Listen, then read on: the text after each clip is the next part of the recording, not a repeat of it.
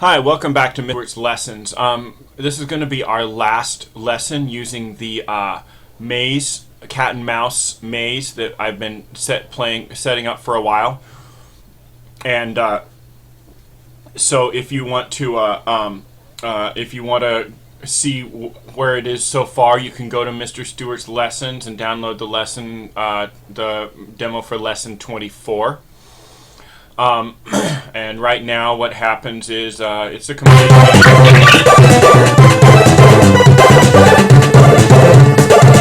wow, that's awfully loud. You can see that the cat and the mouse move around, and the cat tries to catch the mouse tries to get all the cheese. So what I want to do, this is based on a question I saw a while ago on the Greenfoot message boards, which was how can I set it up? How can I tell if one actor has a clear line of sight to the other? Right. That is, the cat doesn't have a clear line of sight to the mouse right now because the wall is between the two. Now, however, the cat has a clear line of sight. That is, we have a line that we can draw between them. Right. So and what I want to do is, when the cat can see the mouse, he's going to meow, and he's going to turn towards the mouse. So what I'm going to do here, first thing I'm going to do is I'm going to create, and there's one method that people have used, which is, they call it the invisible projectile method, which is basically to have the cat constantly shooting some invisible projectile at the mouse. And if it doesn't hit anything before it hits the mouse, then you know he has a clear line of sight. I don't like that because it doesn't happen instantaneously. And if the cat can see the mouse, I want to know instantaneously so he can do whatever he needs to do in that case. And I'm going to show you how to do that. So here's what we're going to do. What I'm going to do is I'm going to actually draw a line from the cat to the mouse and have a line constantly connecting them, of an invisible line. And if the line's not touching anything, the cat can see the mouse. So I'm going to create that line right now, and I'm going to call it, as an actor, I'm going to call it line of sight. No, it's not going to have any. It's not going to have any image yet, because it's going to create its own image. So we're going to start out. We're going to create some various things. I'm going to create mouse, a variable for the mouse, and a variable for the cat. And then I'm going to want to create variables for the mouse's x coordinate, and a variable for the mouse y coordinate, and a variable for the cat's x coordinate, and a variable for the cat's y coordinate. We'll be assigning these later on, of course. We'll be assigning these every turn. And then I'm going to create a variable for my own image, because I'm going to need to change that.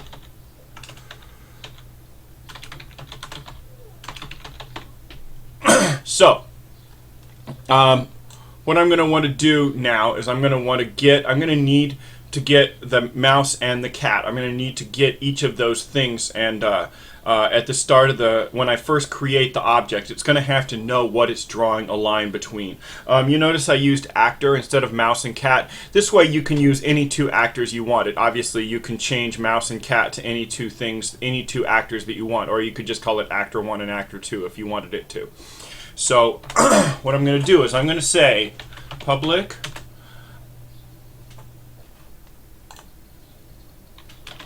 sorry, that's a program that I wish I hadn't downloaded. Public line of sight, and this is the constructor, right? This is something that will run automatically when the thing is created, and I'm going to put two arguments in it. That is, it's going to expect two things. I'm going to say actor cat and actor mouse. No, I'm sorry. I'm going to say actor C and actor M, because we don't want to use the same variables. So C is obviously going to be the cat, and M is going to be the mouse. And I'll say cat equals C and mouse equals M. So when I first create this, because I have two arguments in the line of sight, it will give me an error unless if I can't just say new line of sight, open and close parentheses. I have to say new line of sight, and then I have to give the cat actor, the cat, a variable to represent the cat actor and a variable to represent the mouse actor when I create it. And so, and then I'm going to set my image.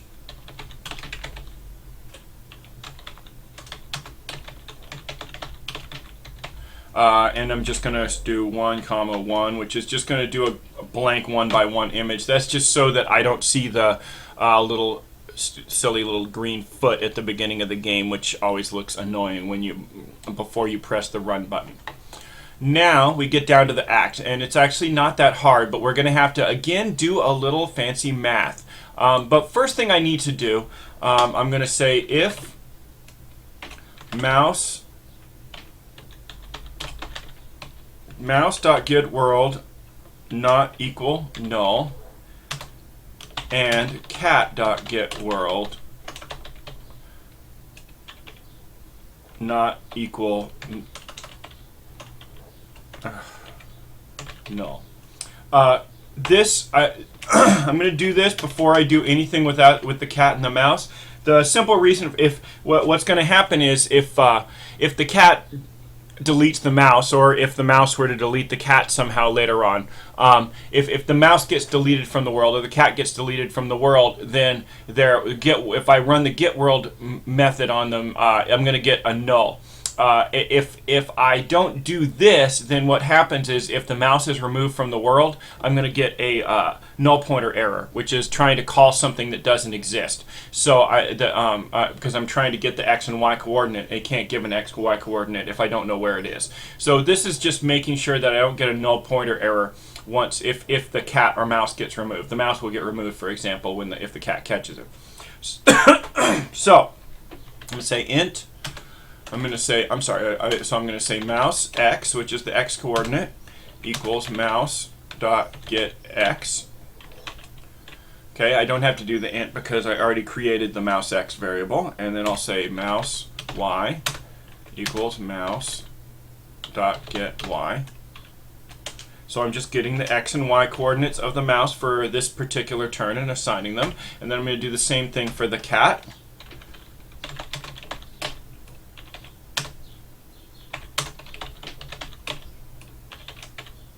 And oops, I keep trying to do this. I don't need to assign it as a, and that is not supposed to have a parentheses because that's the name of the variable. So cat x equals cat.getX and cat y equals cat.getY. So I'm just getting the x and y coordinates of the cat and the mouse and assigning them. Now comes some little bit of math. So I need to place this exactly in between the cat and the mouse, because the center of the line, right? The center of the line has to be in the exact, so say the cat's down here, the center of the line has to be like right around here in the exact coordinate point between the x and the y. And that gives me my, if you've ever done this in algebra, this is called the midpoint formula. And the midpoint formula basically just means taking the average of the x and the y coordinates. So adding them together and dividing it by 2. So that means, so I'm going to say int my x equals, and I'll say cat x plus mouse x divided by 2. And so all I'm doing is I'm adding the cat and the mouse x coordinate and dividing it by 2. So say the mouse is at x equals 100 and the cat is at x equals 300. Well, I add them together and I divide it by 2, so my x coordinate is going to be 200, which is right in this area here, halfway between. And then I'm going to do the same thing with the y. So if the mouse is at, say, y equals 50 and the cat is at y equals 250, then I will add them together, divide by 2, and I'll get them y equals 150, which is going to give me a point right here, which is exactly in the middle. This in your algebra class, if you've taken algebra yet, is called the midpoint formula. And so I'm going to do the same thing, int my y equals, and I'm going to do cat y plus mouse y divided by 2. And so now I want to set the location of my x and set the location to my that x and y that I just created. So I'm going to do set location and it's going to be my x and my y. And then what basically if I and then what I want to do, I want to point towards one of the two actors, and it actually doesn't matter which one, because I'm going to set what's going to happen is in just a sec I'm going to set my width to the distance between the mouse and the cat. So if I point towards it, then I'm going to stretch the length from one to the other. So I'm going to turn towards the mouse. It could just as easily be the cat.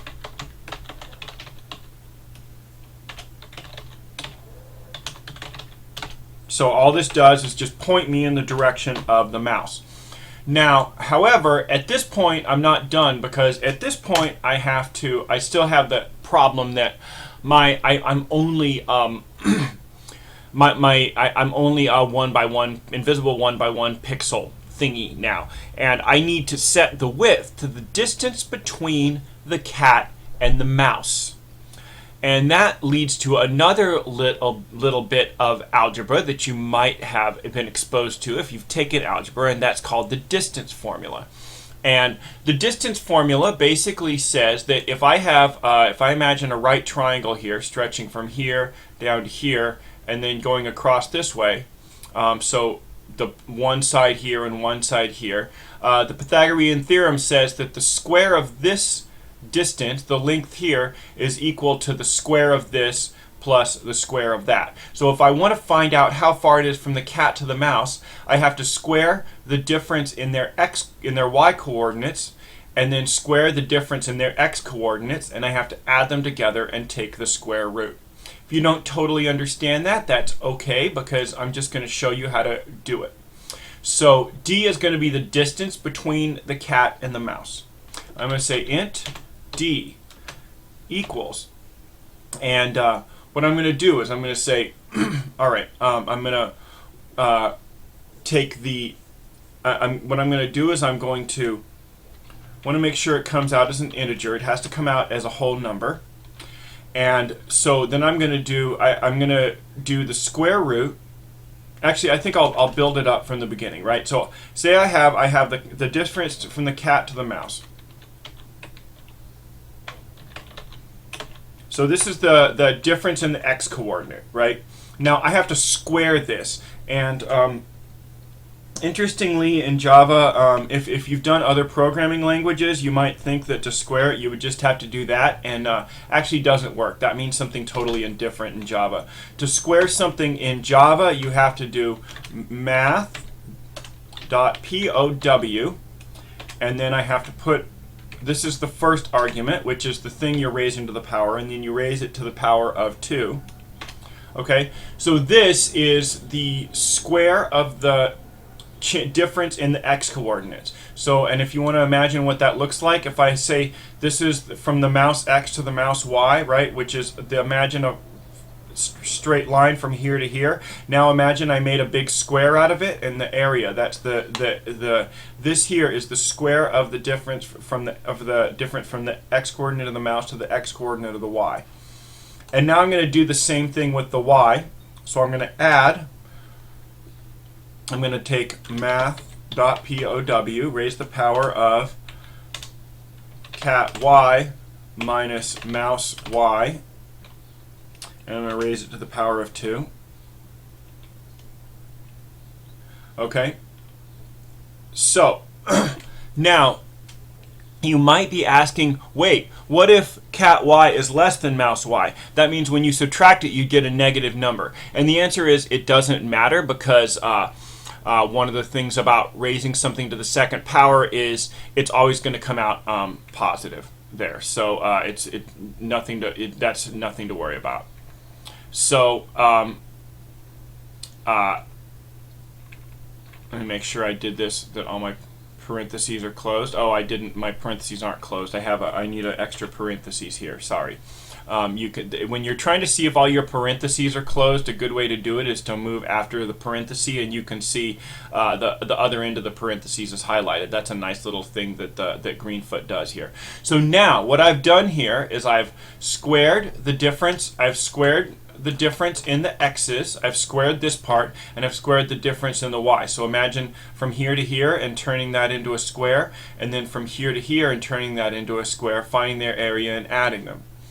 Now, if I want to find this, right, that's going to be equal to the square. If I were to draw from here to here and turn that into a square, so it would look like kind of like this, then that's going to be the equal to the area of that square, but I need to take the square root of it.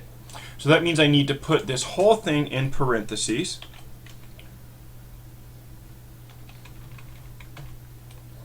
And I have to take the square root. So I'm going to do math dot, and square root is SQRT, square root.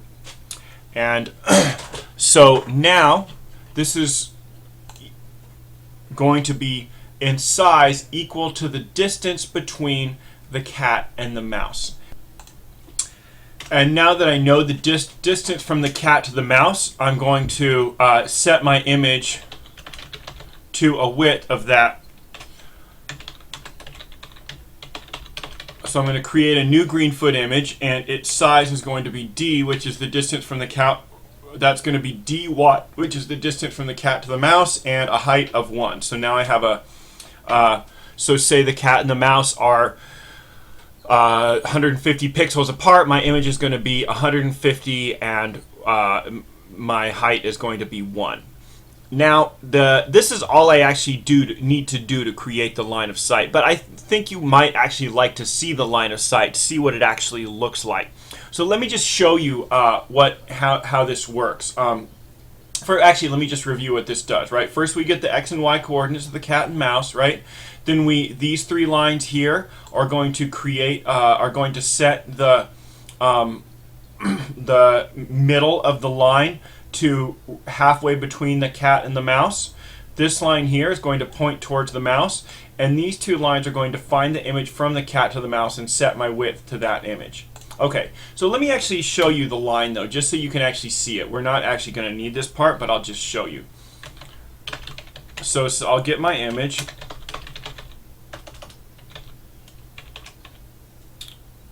And then what I'm going to do is I'm going to do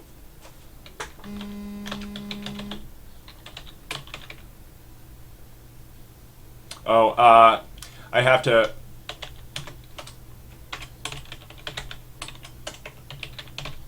that color dot black. In order for this color dot black to work, I'm going to set the color to black. I'm going to have to go up and import java.awt.color. I always have to do that whenever I import a color, so I'm just going to do that right now. Oh, I already did that. Good. So you make sure you have to put this up here. This is very important. When you create any image, you have to and when you create any image where you're going to draw or write, you have to import java.awt.color. So if you haven't typed that, type this line in here right now, import java.awt.color.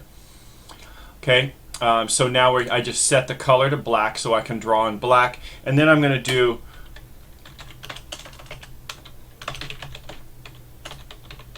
use the draw line method of the Greenfoot image feature, the Greenfoot image object. And I'm going to go from 0, 0, which is the start of the image, to, and I'm going to go to the distance, which is the distance between the cat and the mouse, which is also the width of my image. And I'm going to do 0 there, just so you can, and that's just so we can actually see it actually happening. Now, so I'll compile this, make sure I didn't make any typos. I sure did. This is always happens when I create new images. If I leave off a parentheses at the end there. If this ever happens, right, that you could tell right away what the problem is there, right? I'm on here, this parentheses wasn't closed, and I just needed to close the parentheses. So I'll compile it, and oh, I forgot one thing here. This this loss of precision error, well, that just means when the square root happens, right, it's almost certainly going to come out to a decimal. An integer has to be a whole number. So what we have to do is we have to basically force it to be an integer. So what I'm going to do is I'm just going to do int here, which is basically going to force it to be an integer and round it off. So this is called typing a variable by putting this before the operation. This means that whatever kind of answer I get, if I get like 153.78265541, etc., it's going to round off to 154 and make that an integer. That's what that loss of precision error meant. Okay, now there's no syntax errors. Now it doesn't exist right now, so I'm going to have to create the object. I'm going to have to actually put it in the world. So I'm going to go to the tile world here, and I'm going to have to actually create this. I'm going to have to pass the cat and the mouse to it. Now, this is where I can talk a little bit about adding things to the world. I've been adding things to the world the way you probably are used to adding things to the world, which is just to hold down the shift key and drop it down wherever I want it. That works fine. It also creates a big old long thing like this. You notice what's happening, right? Every time I create an object, it creates a variable for that object and then adds the object. And then if I go and move the object, it'll actually set the location of that object. Instead of just changing it in the code, it's going to set the location of that object. And then also, if I remove the object, it'll still be in there and it'll say remove object. Why does that matter? That matters because I need to pass the cat and the mouse as variable in here to the actual to the line of sight object when I create it. And because of that, what I have to do is I'm going to have to the part where I add the cat and the mouse, I'm going to have to put it up here where I create the variables for them. So what I'm going to have to do is I'm going to have to find where the mouse is in here. And if you use Control F or if you use Edit Find, there's a Find in here somewhere, or maybe it's under Tools. Sorry, Tools Find. Right, this will pop up, and I'm going to say Mouse and find where I put the mouse, which is right here. I want to cut that out. Don't copy it. You have to cut it because you don't want to add it twice, or you could get an error here. So I'm going to cut the mouse out. I'm going to the new mouse out, and I'm going to create mouse equals. I'm going to put that up here. I'm going to create that variable at the very start, and then I'm going to find the cat. And I'm going to do cat with a space because otherwise it's going to find it as part of location. And I also have to cut that out.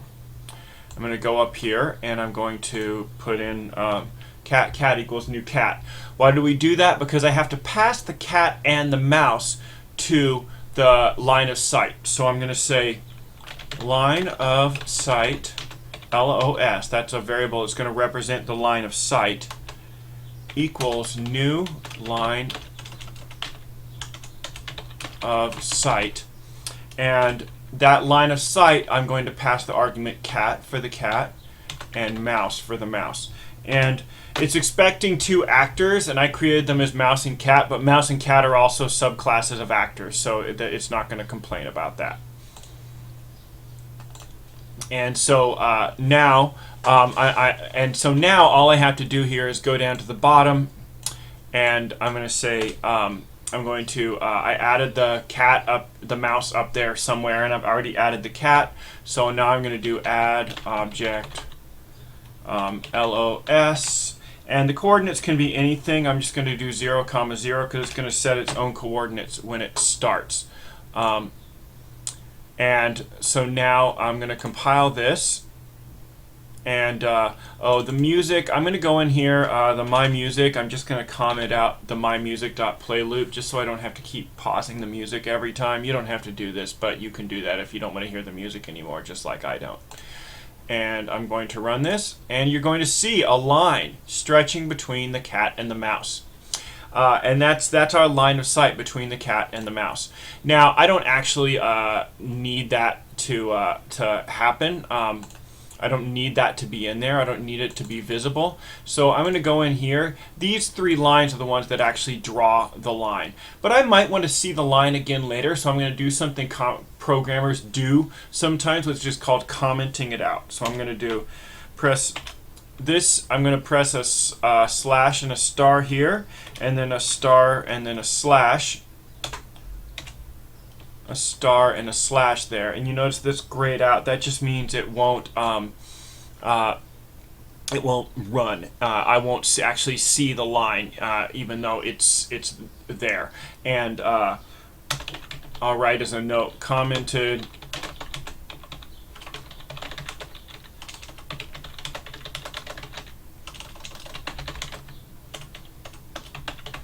this is just in case somebody looks at my code later and wants to know, why did he comment that part out? What does it do? And if they want to see the line of sight, they can always get rid of the comments. So this is, we created our line of sight. Now all that has to happen is the line of sight has to actually see if it's clear. And then the cat has to check it. So what I'm going to do is I'm going to say public. And this does have to be public because other actors are going to have to call it. Public Boolean clear line of sight. It's Boolean because it's either true, which means I do have a clear line of sight, or false, which means I don't. No arguments necessary. And all I have to do here to see if I have a clear line of sight is I just have to see if there's an intersecting wall anywhere along this line. So, and I can do it all in a single line. I'm going to put return. Return it's going to return either true or false to the following, and I'm going to do get one intersecting object, and I'm going to say in here wall.class. And obviously if something else could get in your way, you could choose a different object, or actually if you wanted to see if anything could be in your way, you could just leave it blank, and then anything that got in your way would block it. Equals null, which means that, and all this means is it's going to see if there's a wall intersecting anywhere along here. If there's not, it's going to return true. If there is, it's going to return false. And we're going to need, now the cat's going to need to actually be able to see that, right? So now what I'm going to need to do is I'm going to need to open up. So the cat's actually going to be able to, the cat's going to actually have to be able to use the line of sight's methods. Now I can't pass the line of sight to the cat when I create it, because the line of sight has to be created after the cat. So the cat is going to have to actually reach into the world and get the line of sight variable. The line of sight object, so it can do something with it. So what I'm going to do is I'm going to create a method all the way down at the bottom here of my tile world. And I'm going to say public line of sight. It's going to return the line of sight. So this is the thing that actually tells it what's going to be returned. Get LOS, and it's just going to return the line, the LOS, which is this thing right here. It's going to give it back when the cat's going to want to have the LOS. Also, the cat's going to want to see the mouse so he can turn towards him. So I'm just going to add that right now. Public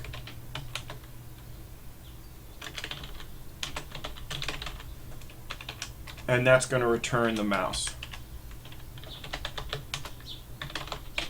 Because the cat might also want to get the mouse at some, but actually is going to want to get the mouse so he can point towards the mouse. Okay, and so these two methods just allow the cat first to get the line of sight object and then to get the mouse object, so it can do things to them. So now we're going to open the cat now, and we're going to create a few variables here. I'm going to create one. We're going to have one for the mouse. I can't actually call it mouse because I already have actor mouse equals 1 get intercepting object mouse dot class. I'm going to change this down here because I have 2 different variables from mice, so I'm going to be more specific here. So I'll call this mouse.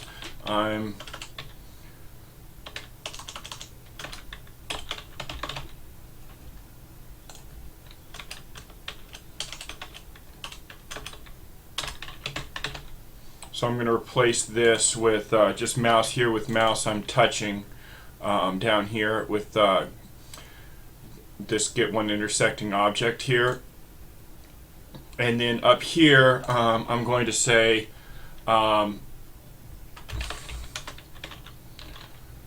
mouse on screen. So this is, we know this is the mouse on the screen as opposed to the mouse that I'm currently touching. I mean, it's the same mouse, but it's going to be different things at different times.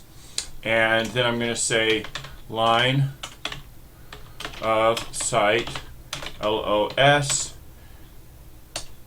and then I'm going to create, I want the cat to meow when he can see the mouse. So what I've done, I've downloaded a sound. It's called cat13.wav. I'm going to have it on my on the website, so you can download it, or you can download another sound. It's just, all it is a cat meowing. If you want to hear what it sounds like that. So just a sound of a cat meowing. You can download your own, or you can go to my website and download mine. It'll be in the it's going to be in the lesson 24. So that's going to be cat13.wav is the file. So I'm going to say, and we've already been doing sound, call it meow equals new Greenfoot sound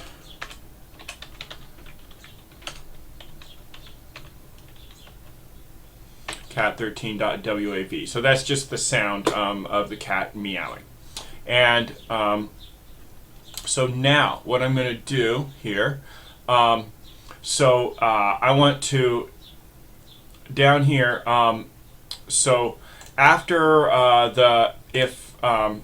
after I check to see if I hit the mouse, what I want to do is I want to look and see if what I'm going to want to do is I'm going to look and see if I have a clear line of sight. And so what I'm going to do, I'm going to use my LOS actor. I'm sorry. First I need to assign my LOS actor. I need to assign my mouse. So I'm going to need to call the get LOS and get mouse methods from the tile world. So I'm going to use the added to world method. So I'm going to do public void added to world is one of the methods available in all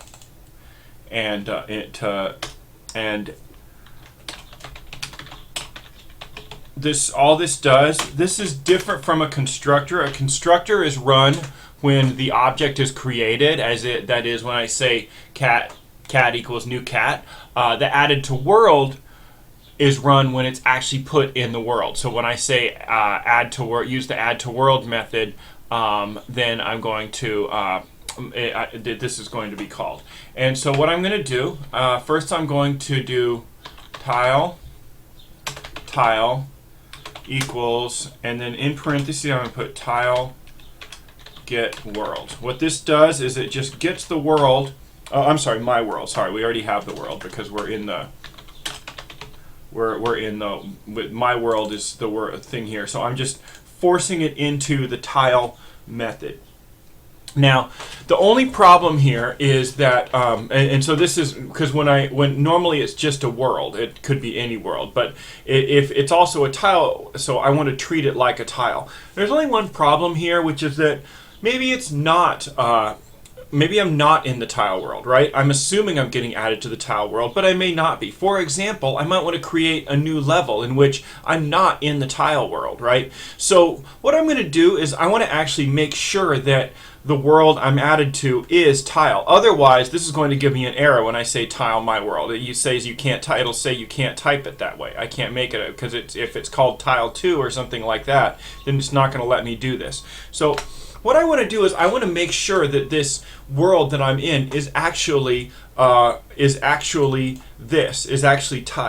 And in Java, there's a word for that. That's called being an instance of something, right? If I say, it means basically, right, if I create a cat, if this cat, when I create him, will be an instance of the cat object. I could make a whole bunch of different cats if I wanted to, right? And, or for example, if I say the number 7, right, that would be an instance of integer because it's an integer. But if I say hello in quotes, that's going to be an instance of a string, right? So I want to make sure this is actually an instance of this tile world. So if what I'm going to do is I'm going to say my world instance of, and notice how it changes color when I type that in like that. That's because this is an operator. It's saying if my world is an instance of tile, then do this in here. And so what I'm doing here, what I've done here is now that this will only work if I've been added to the tile world. If I'm added to some other world, then it's not going to work. And so and that's just gonna, and that means that the whole line of sight thing isn't going to work either. But that's okay. At least I won't get a null pointer exception. But what you can do is, say you have a tile 2 world, right? You could say here, else if my world instance of tile 2, and then say tile 2 equals tile 2 my world, and change that. So that way, if you had more than one world, you could just do else statements for each world that you create. So I'm going to say LOS equals tile, and then there's get LOS method, right? Gets the LOS and assigns it to the line of sight. And then I'm going to say mouse. No, I'm going to say, mouse on screen equals tile dot, and then we have the get mouse method. Okay, so so now and this will happen when I get added to the tile world, and only if I get added to the tile world, which I will because there's no other worlds in this game right now. Okay, so now I have this. What I want to do here now is I want to go down after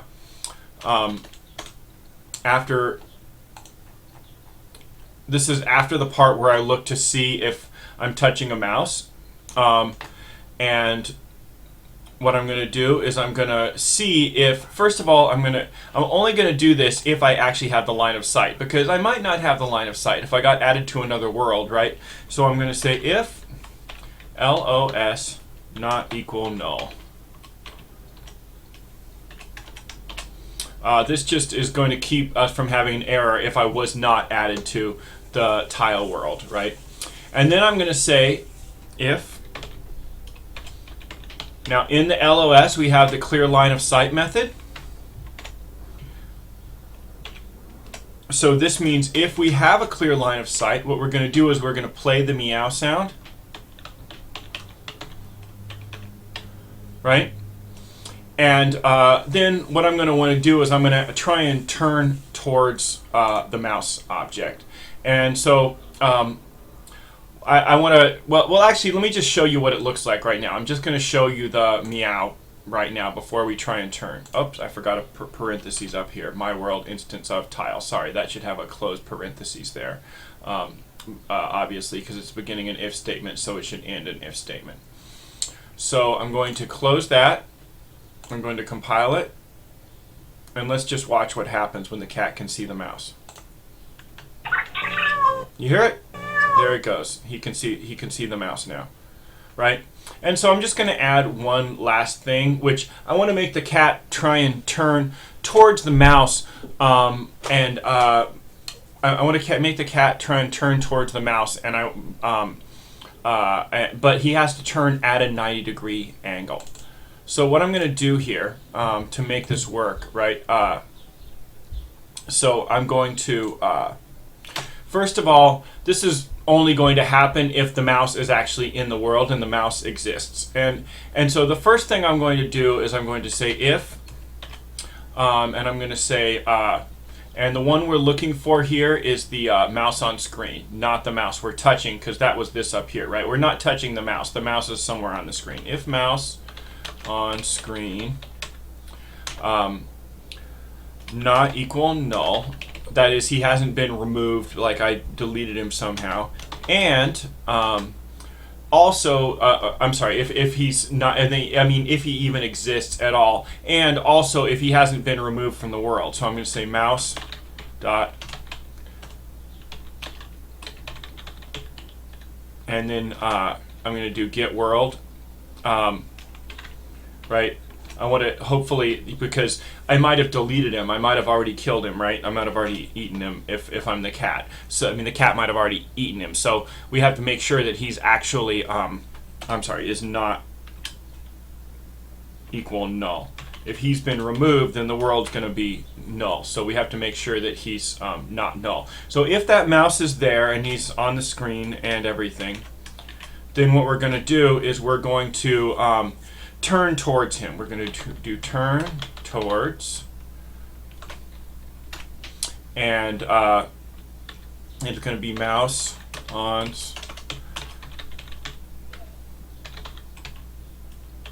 his x coordinate, and the mouse on screen dot get y.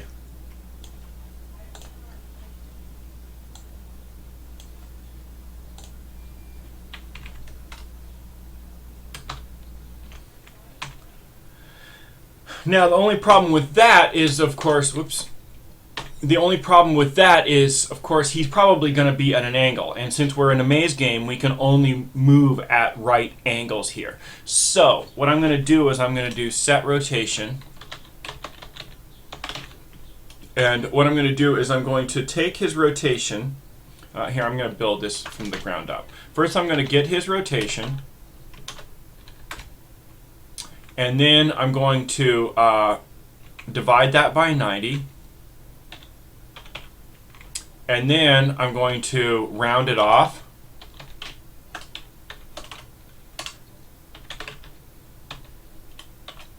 So this so far, right, say if I was at 263 degrees, I would divide it by 90, and I would get, like, you know, a little less than 3, right? And then I'm going to multiply that by, multiply that by 90, right? So, right, and then I'm going to set that, my rotation, to the new amount. So I'm going to, so just to explain what I'm doing here, right? So say, just to show you in the calculator what I'm doing here, right? Say, for example, my angle was, the angle to the mouse was 173 degrees, right? So first I divide it by 90, right? So I get some variable there. Then I'm going to round it to the nearest whole number, which in this case is 2. That's this part here, the math.round. Then I'm going to multiply that by 90, right? That's going to give me 180, and that's going to set my rotation to that direction, right? And this will make, so and so this way it's going to be the nearest 90 degrees in the direction of the mouse. And let me compile that. Hopefully I don't have any errors. Good. And so now let me show you what happens when I'll compile the whole thing, and then we'll run it.